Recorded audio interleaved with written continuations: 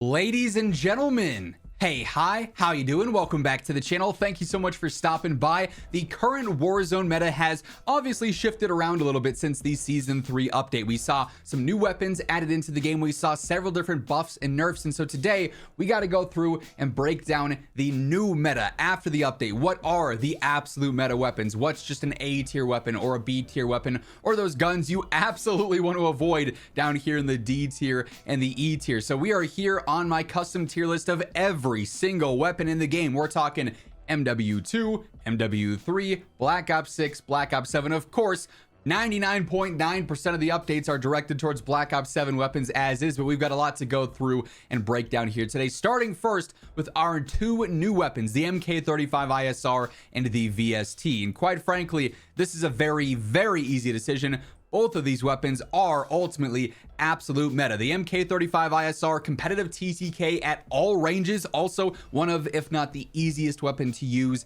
in the entire game. It is absolutely phenomenal. Then the VST, while it does have more recoil and it does take some getting used to, it fries up close. One of the best TTKs in game, and its second damage range is insanely competitive as well. So between our two new guns fully through the battle pass, you cannot go wrong. These things are both insanely good. We do of course have the Strider and the 1911 coming up here in the next few weeks time, so we'll have those to eventually drop onto the list. But as for new weapons, our two newest options are insanely good. Also, a little post edit Zach here. They did of course end up dropping the new Strider 300 a little bit early here, so now that we've had the time to level this and test out the numbers on this, it also, surprise surprise, is going to land in that absolute meta category. This is a sniper that can compete with the best of the best over long range. So of course, not a huge surprise, but the new sniper is a top tier option as well. Now beyond that, I do have my handy dandy list of notes of all of these specific weapon changes that were added in with Season 3, all the buffs, all the nerfs. So initially here with the DS-20 Mirage, currently a B tier rifle in my opinion. They did actually buff its range, its ADS speed, and then also its arm and hand multipliers.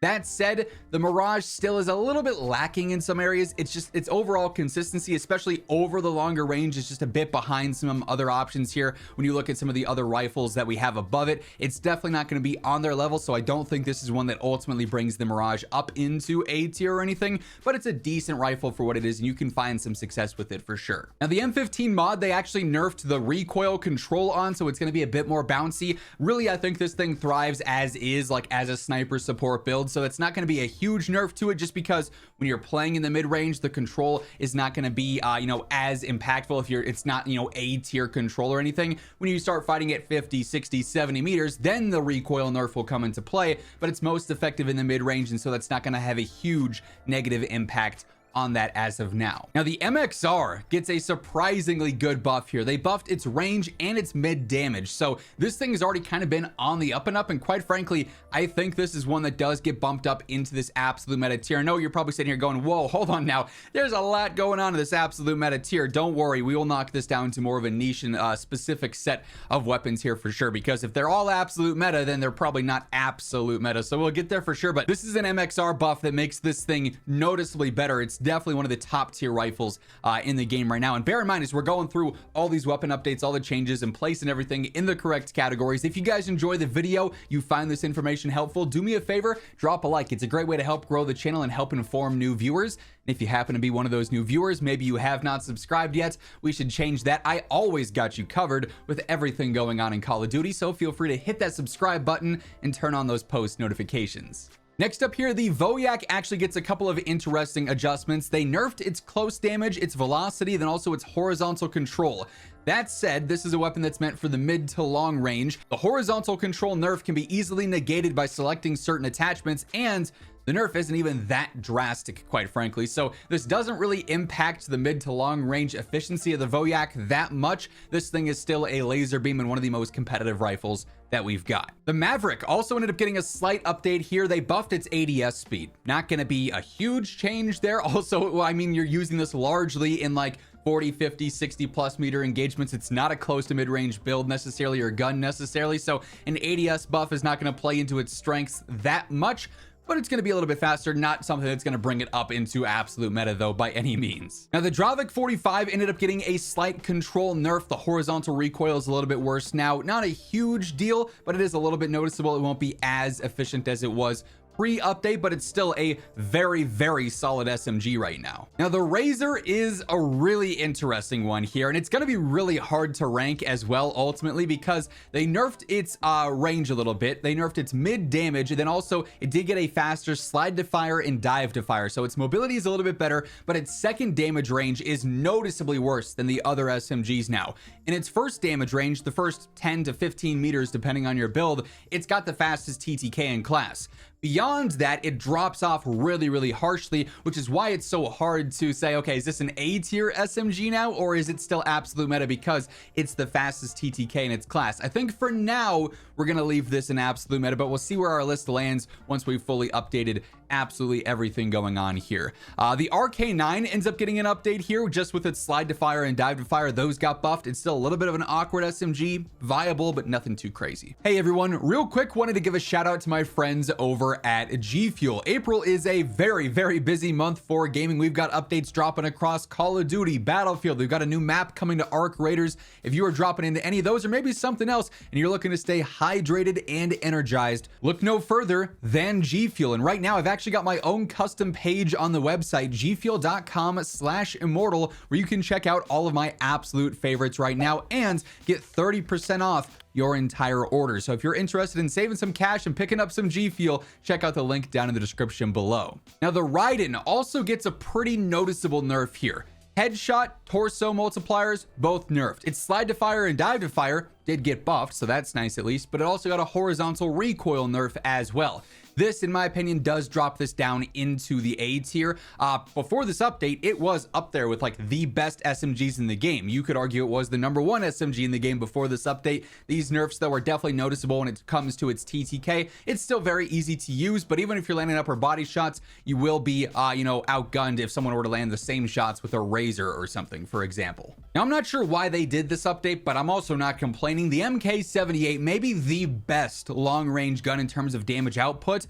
Got a movement buff and a reload speed buff. So a heavy slow LMG is going to be a little bit faster now while also being insanely easy to use, and it's a powerhouse. It's maybe the powerhouse in the game, right? So that's a crazy good buff for this. Definitely just makes it more advantageous in general. It won't be as slow. So I love to hear that. The Sokol also got similar buffs there to its movement speed and its reload speed. Its damage, its overall properties, though, still a little bit lacking by comparison. So not really going to adjust anything with that one as of now. Now, the Nova line, one of our rare C tier weapon updates. It did get a buff to its fire rate.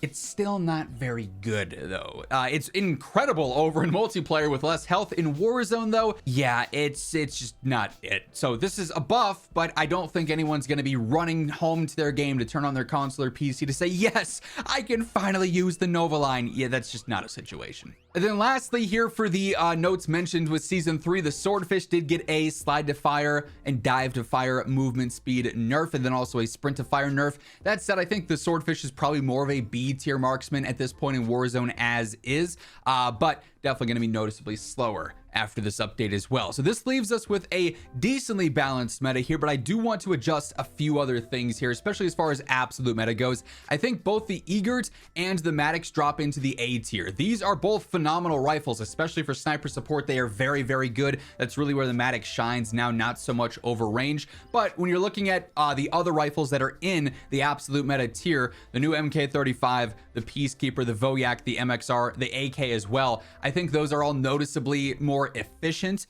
in general. I will say the AK is a tough one just because its TTK is better than all of these, but its control is noticeably worse. So that one is definitely like borderline A tier. Absolute meta is really going to be dependent on your skill level there. With SMGs as well, it's really interesting just how competitive these four are. The VST has the control balance, but also insanely good TTK. Same deal with the Razor there. The Kogot is just consistent through and through, then as is the Carbon. So like those two are the more balanced ones, but slightly slower TTKs, where these have their cons, but are insanely efficient when it comes to getting quick kills. So there's a nice like little dynamic going on in the SMG category. For sniper support, the Peacekeeper, the AK, those I think really thrive there. Even the MK35 ISR can be really, really good there too. And then obviously sniper meta, Hawker dominates that. And then long range, the MK78 can definitely dominate that as well. So it might seem like there's a lot going on in the absolute meta, but really each of these have their very defined roles and niches where They clearly are that exact definition, absolute meta. So that's how the current meta plays out here post season 3. That's going to wrap things up. If you guys enjoyed the video, be sure to drop a like on it. And if you're new here, hit that subscribe button so you can always stay up to date with everything going on in Call of Duty. But once again, thank you so much for tuning in. And until next time, take it easy. Have an awesome rest of your day. And I'll catch you later. Peace out.